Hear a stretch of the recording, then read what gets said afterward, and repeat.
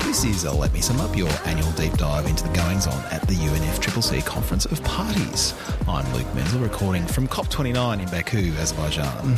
And I'm joined today by two co-hosts and one special guest. Global Vice President for Marketing and Extortion of the Let Me Sum Up podcast, Frankie Muscovich. Hello, Frankie. G'day, Luke, Tennant, and special guest.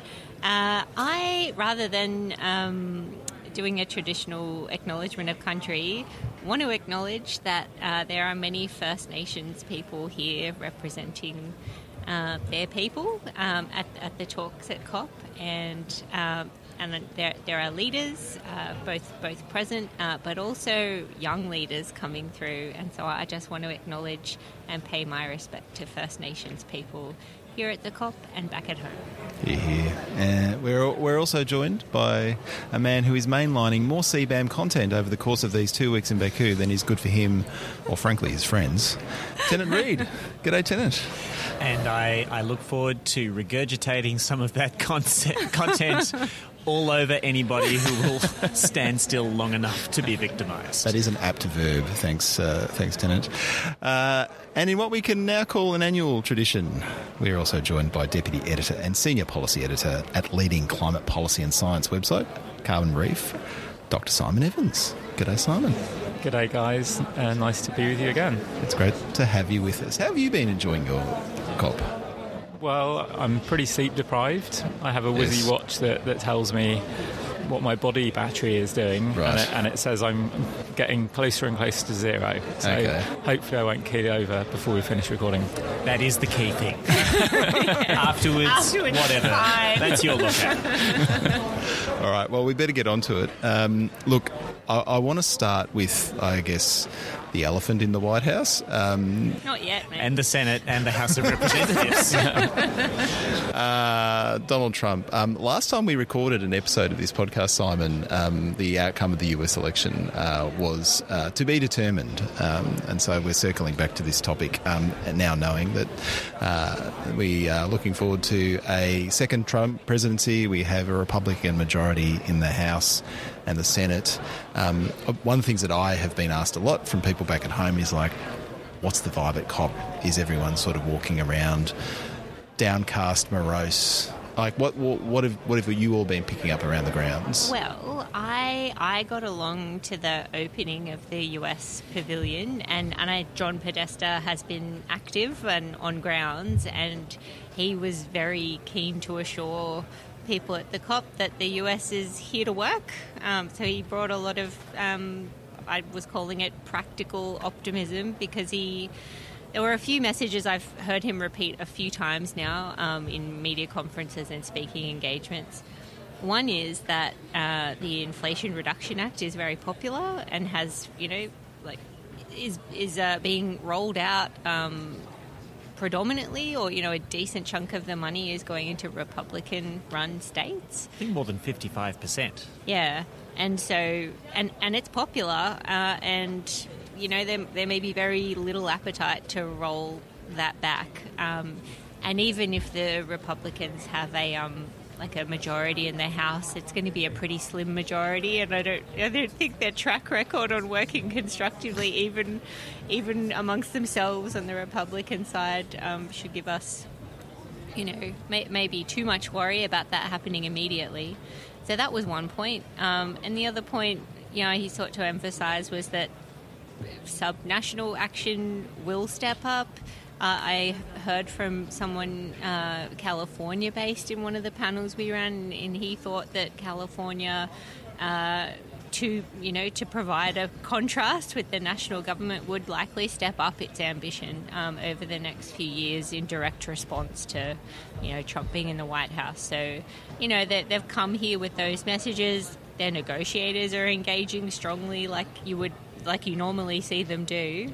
But there has been obviously discussion about what this means over the next few years, and maybe that's showing up in the vibe of the NDC discussion too. How about you, Simon? What have you been picking up? What impact do you think the US election has had on the vibe here at COP? Yeah, I think I would say it's maybe not the impact that people would have expected. there was a lot of talk in the media ahead of the COP, and we've been tracking that closely, about how Trump was going to be overshadowing the discussions.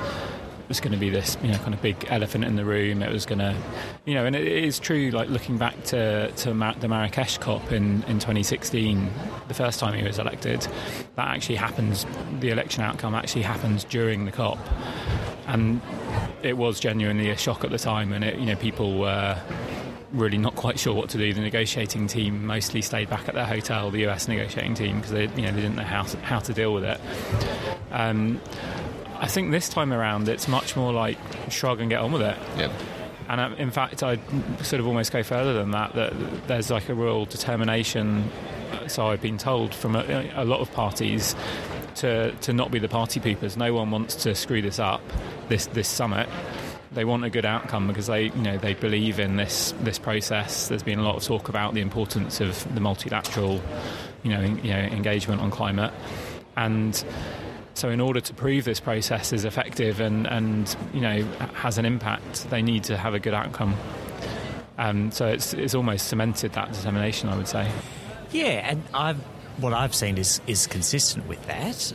I've certainly seen US negotiators in rooms just getting on with the business of negotiating and being, tough when they need to be, which is quite often. One of the things that is on people's minds is whether and how long the US is going to remain at a federal government level engaged with this process.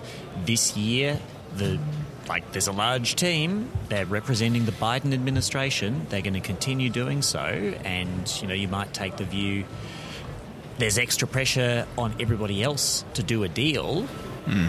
Because they're not going to necessarily get a better deal. Act now, these prices won't last. That's right. But they may. So should the second Trump administration wish to follow the first Trump administration and leave the Paris Agreement, or the UNFCCC, that would take 1 year to take effect from the date of deposition of the instrument of departure. Important potential sidebar. I was chatting to a negotiator today who seemed to think it wasn't settled that the president could unilaterally withdraw the US from the UNFCCC framework, that there were questions about that from a legal perspective, and you may need to take that through the Senate. But well, I'm sure that Attorney General of the United States nominate Matthew Gates will weigh up those legal questions. Those weighty with questions. Great. All the consideration they deserve. All right. He'll do it. He'll say he's done it anyway or whatever. But the point is that could be contested. Yeah, it could be. Yeah. It also, though, the question of whether the US should leave at all is being contested, and there were early quotes, on the record quotes, from a bunch of large American businesses, including ExxonMobil, saying it would not be in the United States' interest or helpful for those businesses for the US to leave. I think they're probably gonna, but we'll see. It's not uncontested. And it's also been noted that ExxonMobil said the same thing last time. Yes. And that appeared to make no difference to the president's deliberations on that topic. Yep. Look, it's the direction of travel is not all one way, though. Obviously, we've also had a change of government in the UK, and Sir Keir Starmer was here a couple of days ago announcing a big new nationally determined contribution, one of the first major economies to do so. What did he have to say, Simon? Yeah, so Keir Starmer was here at the start of the week, and he announced that the UK would aim to cut its greenhouse gas emissions to 81% below 1990 levels by 2035, which is a pretty bold and ambitious target. There's a couple of important things to say about it. One is that that's entirely equivalent to the existing target that the UK has domestically, which is a very slightly different number. It's 78%, but that's including international aviation and shipping, whereas 81% is excluding. And almost all of the media coverage of this has sort of described it as stepping up ambition, which it isn't. We were already being ambitious. We had this domestic carbon budget, which is set into law already, and that was put into law by the previous Conservative government. And so this new target is consistent with that. And obviously, one of the big things that the UK's been saying around the COP is that they want to make a big show of guys, we're back. We've had 14 years of Conservative-led government in the UK, and obviously there have been various flavours of Conservative government over that time period, with varying levels of enthusiasm for climate action. We obviously had the kind of big, brash and bold kind of Boris Johnson style of climate commitment, which was throwing out big numbers all over the place and not necessarily following up at home. And then after that, we've had a variety of much less enthusiastic Conservative leaders. And so we've really had this period of quite a number of years in the UK where there's been kind of policy stasis. Things have been happening just because there were kind of mechanisms that had their own momentum, like auctions for new renewables and so on. But so many things have just been left gathering dust in the Department of Energy Security and Net Zero. And the new Labour government's come in and they're starting to actually do some stuff. Yeah. So there's obviously the election commitments that Labor took to the election earlier this year, including the creation of a new energy investment vehicle, right? But I guess some of the commentary I was reading around that commitment was, is the kind of stringent policy that would be required to get the UK where it needs to be, if that's the ambition in a decade, is it actually on the table? And the Prime Minister was very, very careful to say he wasn't going to be telling anybody what to do, right? It seems to be like incentives, choice. That's the kind of rhetoric that's coming out of the government at this point. Yeah, I mean, they're walking a very fine line politically. A lot of the UK press, like in Australia, is pretty right-wing, and they don't like Labour governments as a rule, and they particularly don't like, Labour governments carrying out ambitious climate action. And so, so things, the things that Keir Starmer's saying he's not going to do, they're the things that he would get slaughtered for in the papers if he tried to do them.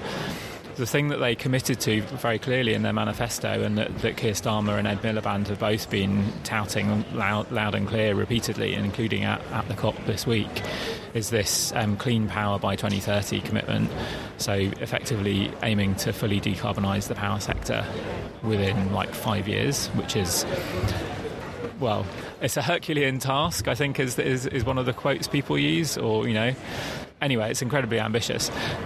The slight issue that they have is, they're putting a lot of political effort and capital and time and space into that target, but actually that's only one small part. Obviously, it's enabling. It enables you to electrify other parts of the economy with zero carbon electricity. So that's great, but you actually have to get people into electrifying their cars, their heating and so on. And then, because it's 81%, right, you kind of have to do everything across the whole economy. You can't just focus on the power sector like we've been doing for the past decade. And all of those other things, I mean, there is a lot in the mix of committed money for CCS, which is going to be needed, in the next decade or so. But yeah, there's definitely some challenging politics and some challenging policies that will be needed if they're going to meet those ambitions. All right, well, the UK wasn't the only one and the only major economy to throw out a big new NDC. We had an announcement from Brazil, of course, in a year's time. COP30 will be held in Brazil, in Belém. So Brazil obviously keen to get out early, make a bit of a statement about their direction of travel. I think, Tennant, you've been having a look at the NDC that Brazil has lodged. Yeah, there's a lot in it. It's a 44-page document. The headline new target at the centre of the NDC is Brazil's intention to reduce emissions by at least 59% and as much as 67% below 2005 levels by 2035. And the range there represents a quite complicated thing that if we had a couple more hours, maybe we could get towards the region of the middle of, but not the bottom, around the use of Article 6. So Article 6 is the piece of the Paris Agreement about international cooperative approaches to reduce emissions, including accounting for bilateral cooperation, a new market mechanism globally, and non-market approaches. And Brazil is saying that this extra 8% is what it could do, but there's like a forest of asterisks around that, because if you do emissions reductions under Article 6, that you sell or transfer to others under Article 6, most of that, almost all of that, requires a corresponding adjustment, which means that you can't claim credit towards. Yeah. So this sort of 8% maybe sort of represents the scope of what they reckon they might have to sell.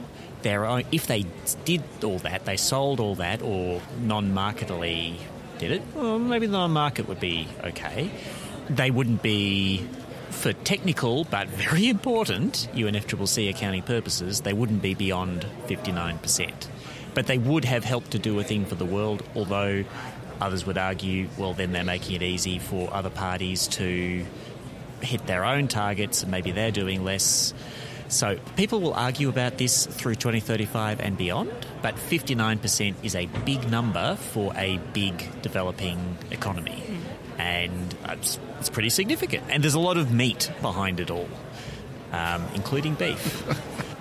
Well, they're the two big NDC commitments that have certainly garnered some media attention, but obviously they're early commitments. There's no requirement for anyone to lodge an NDC before 2025, and so much of the conversation in their negotiations is actually all geared towards, building momentum towards ambitious NDCs or not.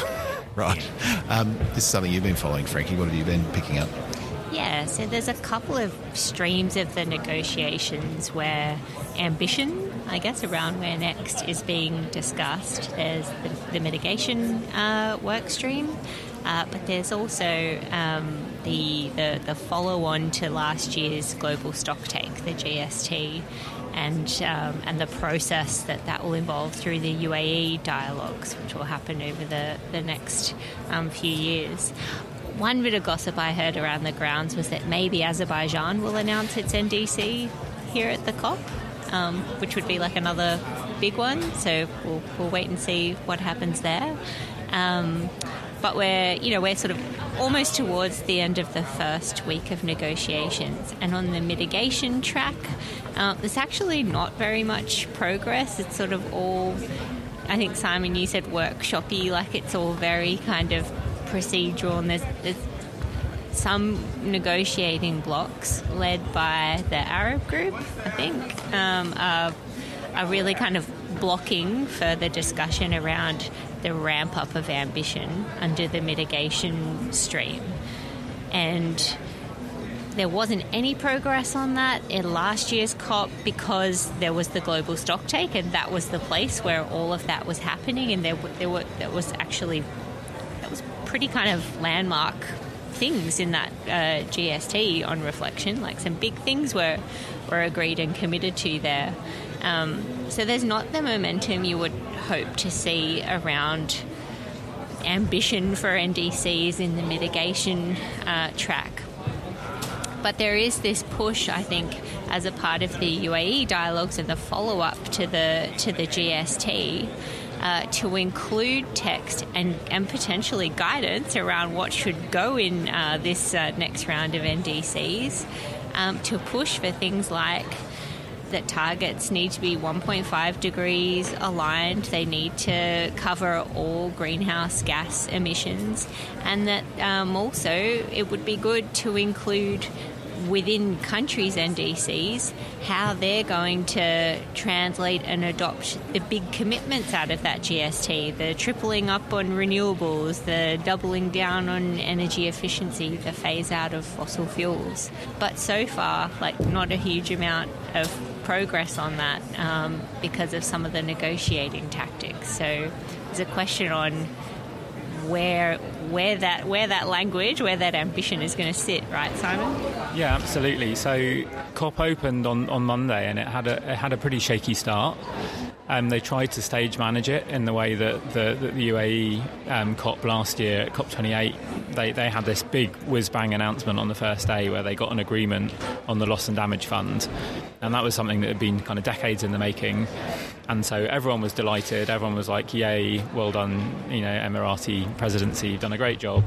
And that injected some real positive momentum into the whole summit. The Azerbaijani presidency has obviously seen that and thinks, we will have a bit of that, thanks. And so they attempted to get this kind of day one kind of big win, in quotes. And they got this, I'm kind of jumping ahead here, but they secured a bit of a deal on Article 6, which Tennant has already mentioned. Unfortunately for them, that stage management that they were trying to achieve got kind of overshadowed by what was called an agenda fight. And this is basically at the start of a COP, you have to agree the agenda. That's like, here are the things we're going to talk about today and over the next 2 weeks. And they couldn't agree it. And there were two reasons, but actually the details aren't important. All you need to know about the agenda fight is that it was a proxy battle for the two key battlegrounds of the entire summit. So the first one was about exactly what you've been talking about, what we're going to do about this global stocktake outcome, including the language on transitioning away from fossil fuels. Where is that going to live in this year's COP outcome?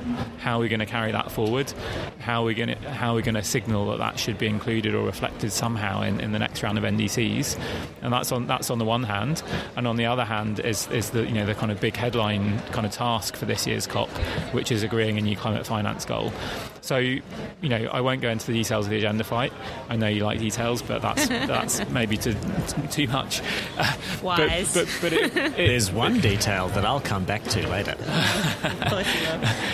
But this basically delayed the start of the COP. Basically the whole of Monday was taken up. And so it kind of started with, heads of delegation up very late on Sunday night trying to sort this out and failing. And so everyone was a bit grumpy at the beginning. And, so we're going to see this fight about where do you hold that stocktake outcome continuing. And those two things, finance and the stocktake outcome, basically ambition language, fossil fuel language, those are the two things that are going to be in the final plenary.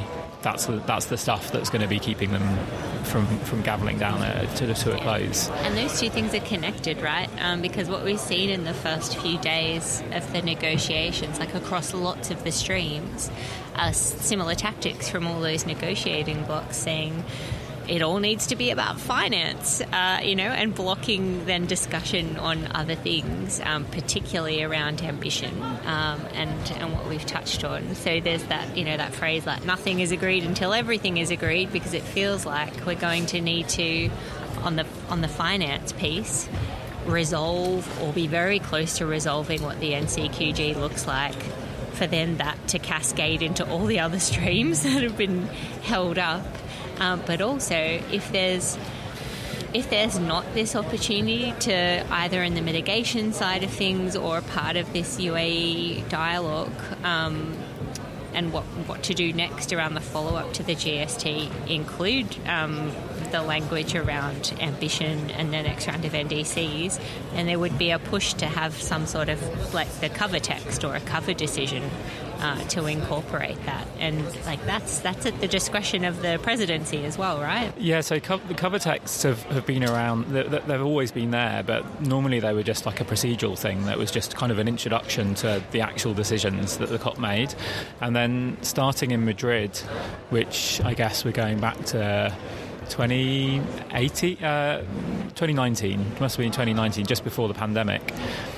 That suddenly had this slightly more political cover text where basically there were things that all of the countries agreed they wanted to say, and it was all about kind of connecting the COP process to the real world, and they're kind of recognising the lack of progress and the need for ambition, and so they injected this kind of political stuff that didn't really have a home anywhere else into the cover text.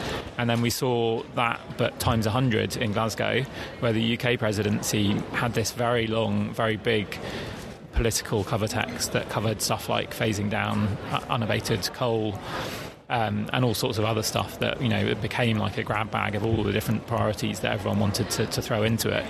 So it became quite unwieldy. Then in Dubai last year, there wasn't a need for that because we had the stock take, and that kind of encompassed everything. But now we're back to the sort of normal state of affairs this year, and that's kind of like if people block the kind of stock take ambition stuff from being in the UA dialogue, and they say, no, that has to be about finance, everything has to be about finance. If it's blocked from being in the mitigation work programme, then it has to have a home, and a cover text would be one option for that. I mean, it's kind of an obvious option. As you said, though, it's up to the presidency. In a press briefing earlier this afternoon, the presidency were asked directly, like, are you looking at a cover text? And they kind of played the old card of, well, this is a party-led process, i.e. it's not up to us. And so, we have to wait and see what parties want. I think, that only washes for a certain amount of time. Ultimately, the presidency will have to step in and make some sort of call about where they think that text is going to go, because ultimately, if we're going to get an outcome, there has to be, like people talk about, a balanced outcome, right? And for a lot of countries, balance ultimately means the things you want have to be prominent, and that means different things to different people.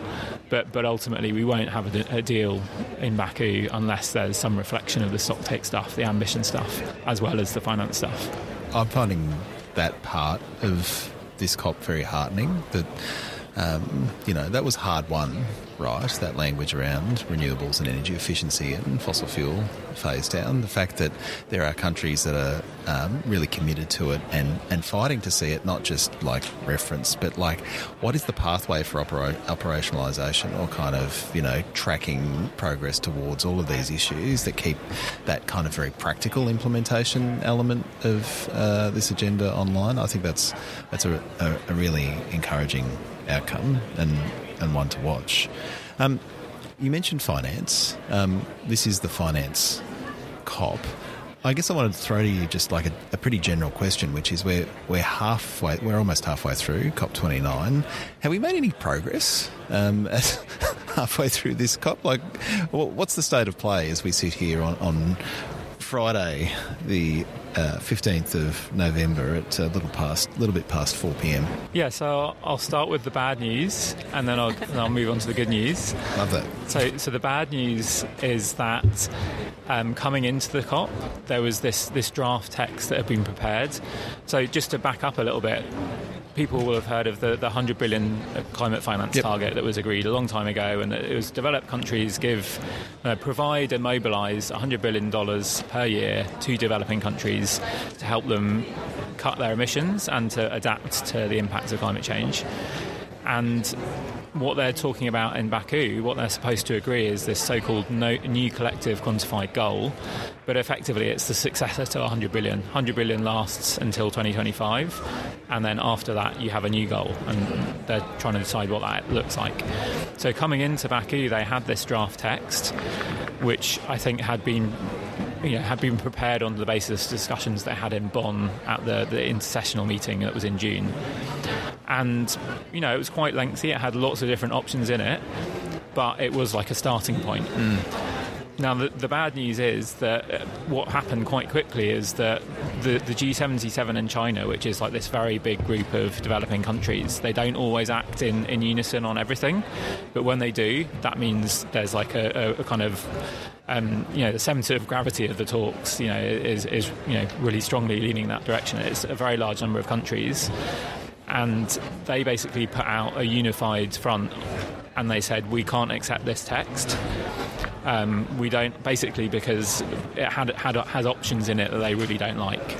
So developed countries want to have a kind of a core which replaces the 100 billion, and that would be like hundreds of billions.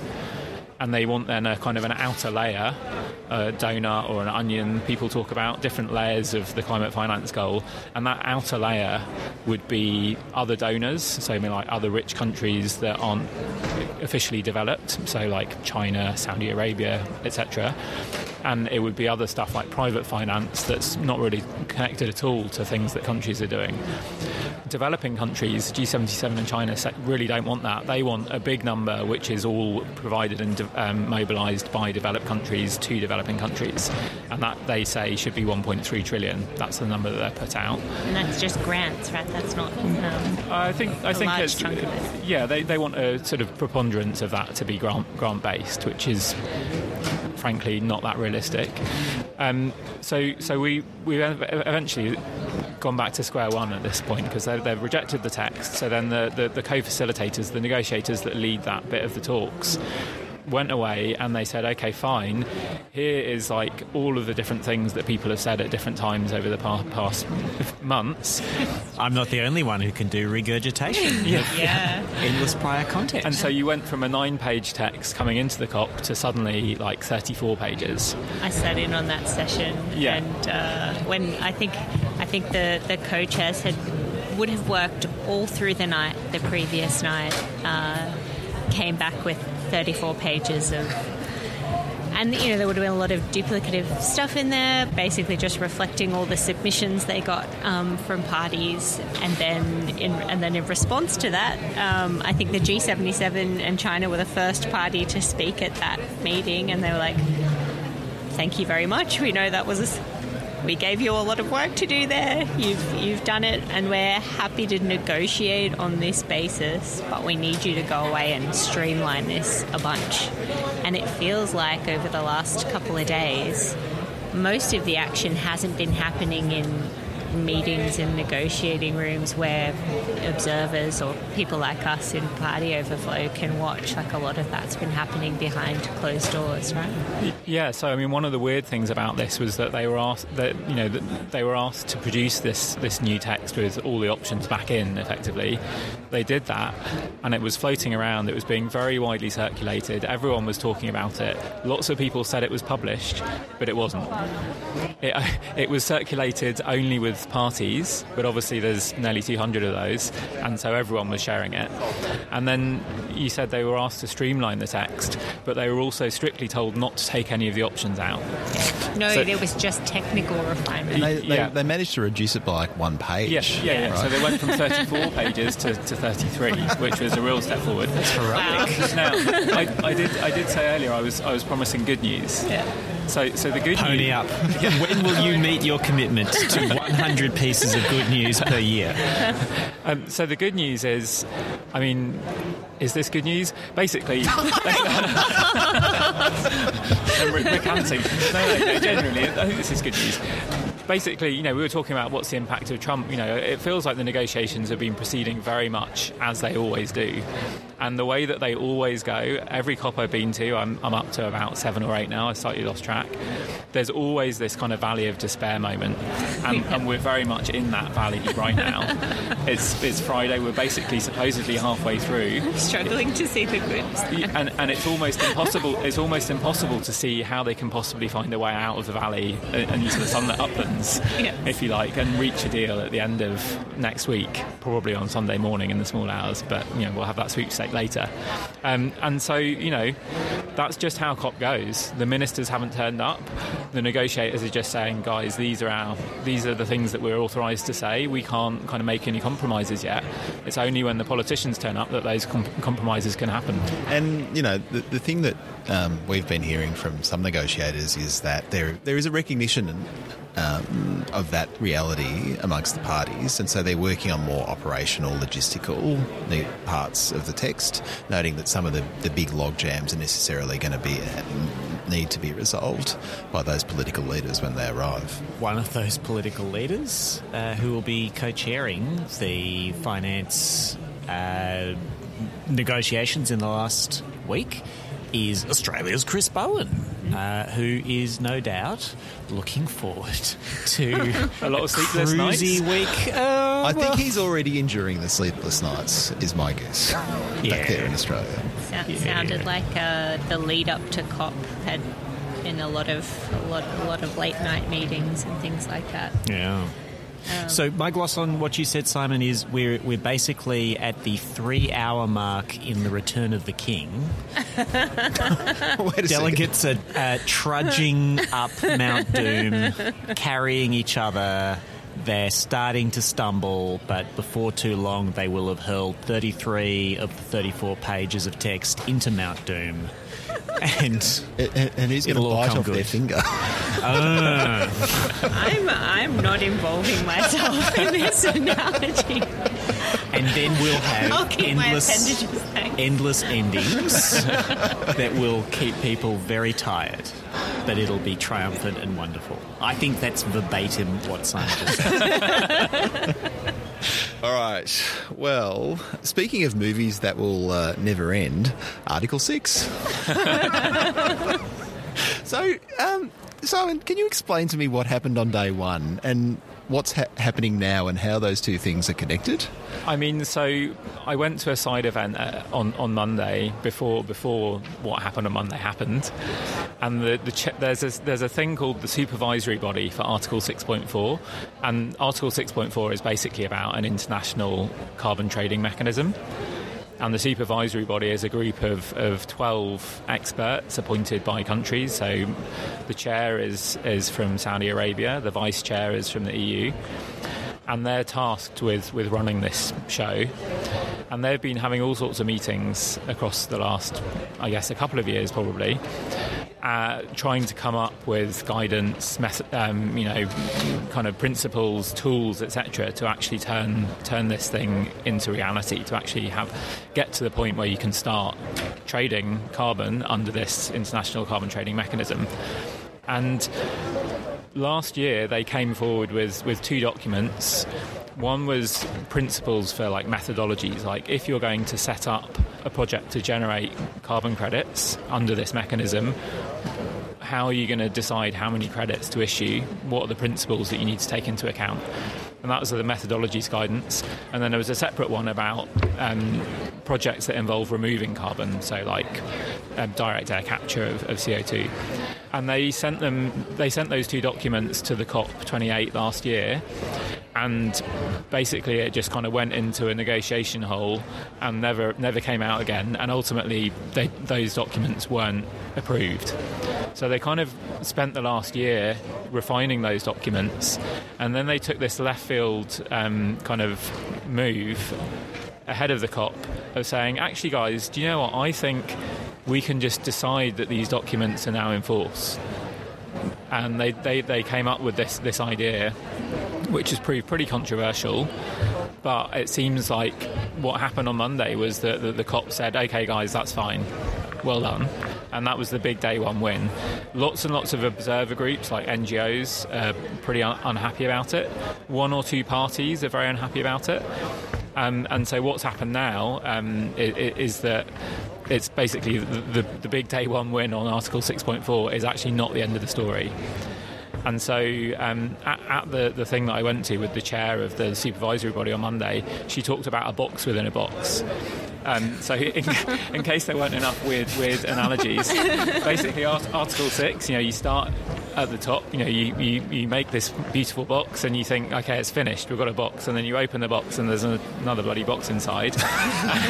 And so they've got these documents, the methodologies guidance and the removals guidance, and then actually they've realised that, first of all, the COP wants to have a say, they want to assert their authority over the supervisory body, so they're currently negotiating what guidance they're going to give, so that's what's going on there. And then there's a whole host of other super geeky technical stuff stuff which I'm only starting to get my head around, and Tennant may be able to help, but we may fall asleep if he goes too far. Thank you for that vote of confidence. But basically they're now trying to sort out the next layer of the box, right? And so we're getting closer and closer to the point where that carbon trading can start to happen under Article 6, but we're not there yet. I saw your posts on Blue Sky saying, well, there's actually text and there's contention over the text. And so did the power play that took place on Monday of actually saying, yep, thumbs up, all good, supervisory body, go, did it actually have make a substantive difference in terms of the progress? Or are we effectively litigating the same things we would have been litigating regardless? I think the best take I've heard on this is that they were probably always going to get approval for what the supervisory body did. So the win that they secured on Monday and made a big deal about, that was always going to happen. And actually the way that they kind of pulled this fast one in terms of procedure is potentially kind of now slightly coming back to bite them, where people are like, so you want to like sort this out pronto, we'll show you who's in charge, and it's us, the parties, and we're going to go slow on all this other more technical stuff on Article 6. I don't know if that's true, but it's quite plausible. Also, one of the things that's at work here is the nature of decision-making in this forum, because the UNFCCC and all the negotiating streams under it work by consensus, and there's a little bit of wiggle room on what consensus means, but you need a lot of support to affirmatively do stuff. The manoeuvre with the supervisory body flips that, because last year you couldn't get consensus to do the rules. This year you would need consensus to overrule the rules. They'll have further discussion of other bits and pieces of it. But if there's no more agreement on 6.4 stuff this year, there will be some disappointment about that. I've also seen some carbon market people who are very upbeat and chipper that, based just on what has happened so far, units will be able to be issued in some activities next year. And stuff will finally start happening in the Article 6.4 mechanism. But I would also say the flip side of the thing we were talking about earlier about Brazil saying, oh, here's all the extra emissions we can cut if we have support through Article 6. I am not aware of any parties yet, certainly not among those who have got 2035 next NDCs, but those with the existing NDCs, I'm not really aware of a lot of parties saying we are willing to do more through being on the buy side of Article 6. There's a lot of parties saying we could do more if somebody would pay us. We're selling. Yeah. There's nobody buying for a bunch of reasons, including all the stuff that people who don't like carbon markets have had to say about the evils of relying on them. So this is a long saga. It might actually not lead to anything whatsoever. How many years of your life have you spent obsessing over Article 6 for that to be the outcome, Tennant? Well, let me just say, there's a reason why I've switched my affections.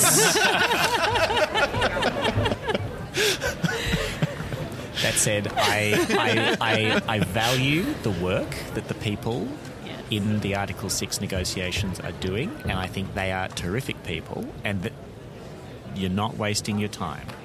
Yeah. Probably.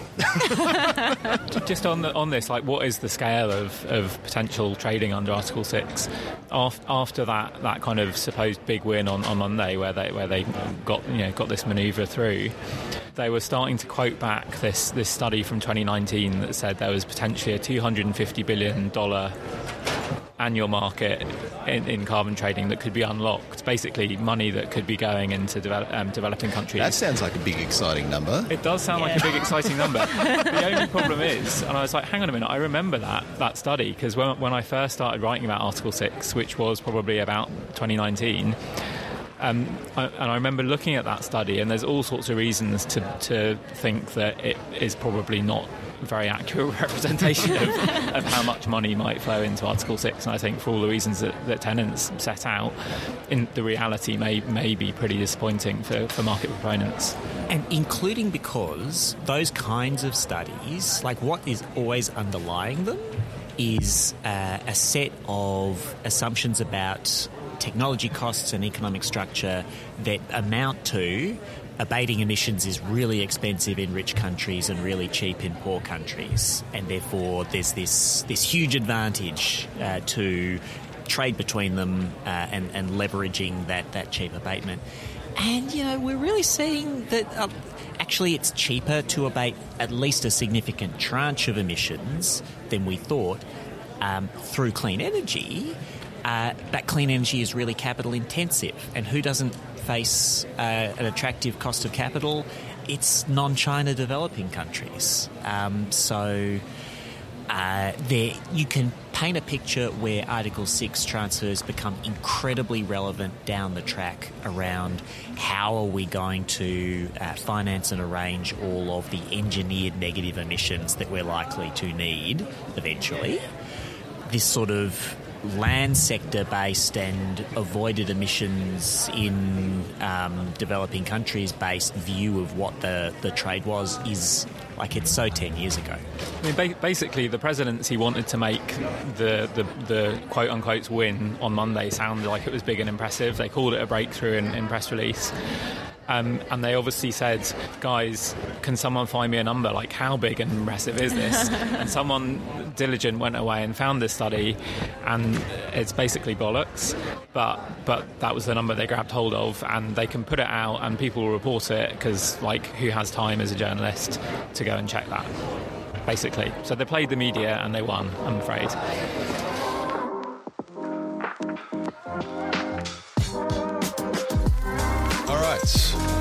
As always, we close out the show with one more thing in which we all share something that is captivating our attention around the grounds here at COP29. Tennant, what have you got? Well, I want to mention a little subject called carbon border adjustment mechanisms. Pray tell me more. It's a new one. I hadn't encountered it before. I thought you'd never asked. And just to say that the topic is one that is actually playing an important role here at the COP. Even though it's not on the agenda, it was one of the things in the agenda fight. Unilateral climate-related trade measures is a thing that a bunch of developing country parties want to find some room for on the agenda so they can say how bad they are. And developed country parties are basically staunchly resisting that and saying, go to the WTO and talk about it there. But that is a thing that is roiling, including in the Forum on Response Measures, which I've been watching, and is probably a natural place to have that conversation if it is going to be had. There's no actual content to that discussion within the negotiations. It's just a fight about whether to be able to talk about it. But around the margins, there's a lot of interesting dialogue inside event land, in national pavilion land. Australia's pavilion is hosting a couple of events that are talking about related issues because of the carbon leakage review. See last episode. And I think my proposal to developed country parties is just calm down a bit, agree to have a discussion somewhere. Yep. And then if it's an actual discussion among people who are not just reading talking points from head office but are engaged in the substance, that should actually lead to things getting a bit calmer, because once people have, sipped some of the holy water from the First Reformed Church of CBAM, they'll realise it's great. This won't hurt a bit. And that's my very surprising off-brand one more thing. Frankie, what have you got? Oh, boy. How can you top that?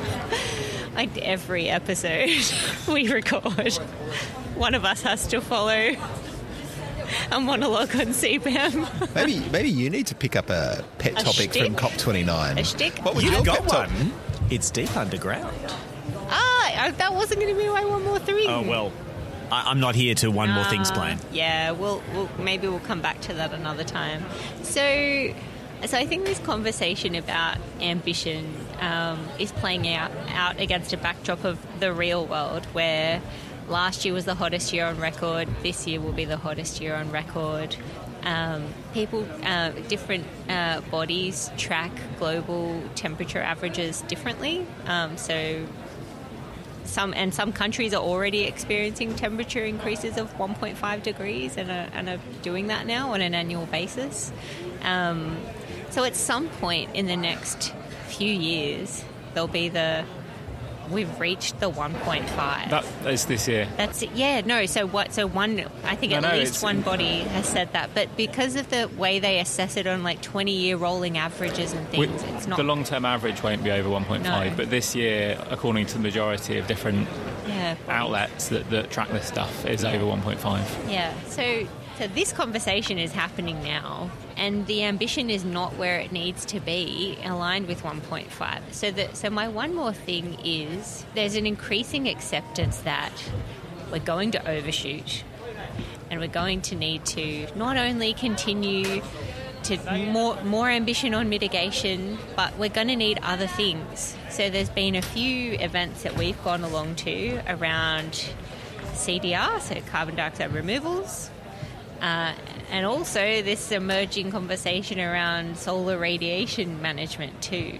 And it's funny to watch events like this at COPs, right? The things that occupy all the attention, the subject of the negotiations. It's all about, mitigation, adaptation, finance, etc. But then you start seeing these topics. There were official UNFCCC side events this year on those two things.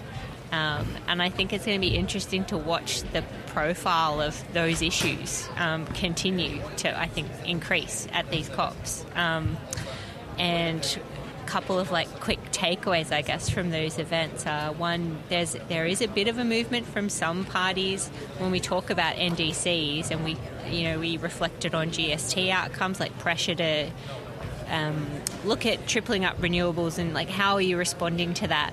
There's some pressure to include removals targets explicitly within NDCs.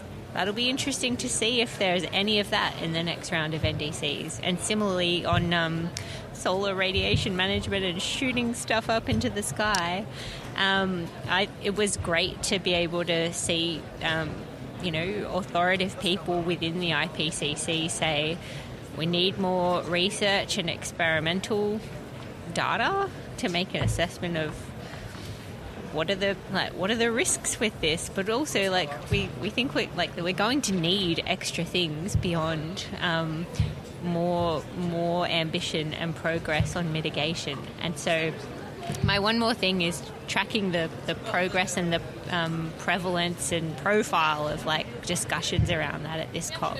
And I think some of that might be highlighted through the next round of NDCs. Various break glass in case of emergency being installed around the conference of parties. Simon, what's your one more thing? Yeah, so obviously we're in Azerbaijan, which is a big oil and gas producer. It's this, coming after last year's COP, which was in the UAE, also a major oil and gas producer. It's becoming a little bit of a trend recently, and that hasn't gone unnoticed.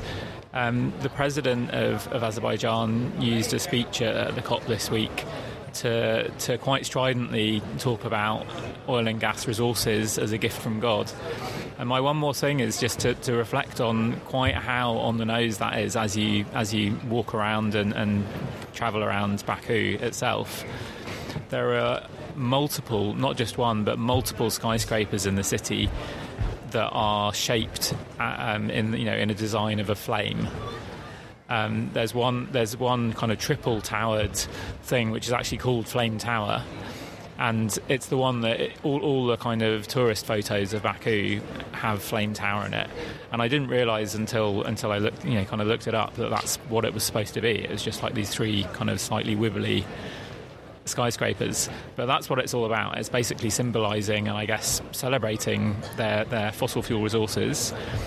And if you want a bit of fun, if you're in Baku and you take yourself down to the waterfront in Baku, it's actually very nice down there. There's a nice boulevard kind of park thing. It's great for going for a run. Yep. And if you find yourself down there doing that, as I did the other morning, you will see an art installation which is a beached sperm whale on the waterfront in Baku, lying dead on the waterfront. with a backdrop of the Flame Towers, which is obviously like a deliberate juxtaposition of the natural world going and fossil fuels being a huge part of what's made Baku shiny and big, expansive, impressive-looking city that it is. Yes, it makes one wonder what one could possibly expect out of a Azerbaijani NDC that's trying to express ambition when that's the sort of leadership that is being expressed here at COP29. My one more thing is actually a shout-out to a bit of bonus content that is up in the feed of our Patreon subscribers. We touched on the implications of Donald Trump's election briefly at the start of this episode, but if you want the extended edition version with all the feels, shall we say? So many feelings. If you want us on the couch talking about how we reacted to the Trump win, you can support the show and partake of that particular bit of sweet boko at patreon.com/let me sum up. Thank you, Simon. A pleasure once again. Thanks for having me. It's been fun. It's nice having your perspective, given how deeply you immerse yourself in these issues. And we always value the mid-COP check-in. I guess we leap back into the ring now. Happy days. Happy days. That is all for our show for today. This podcast was edited by energy professional and podcast tragic Mark Spencer from Here Media Studio. We'll be back in the next week or so, depending on how long negotiations stretch out for, to unpack where COP29 ultimately lands. But until then, for Frankie Muskovich, Tennant Reid and Simon Evans, I'm Luke Menzel. Thanks for listening, and we'll talk to you again soon.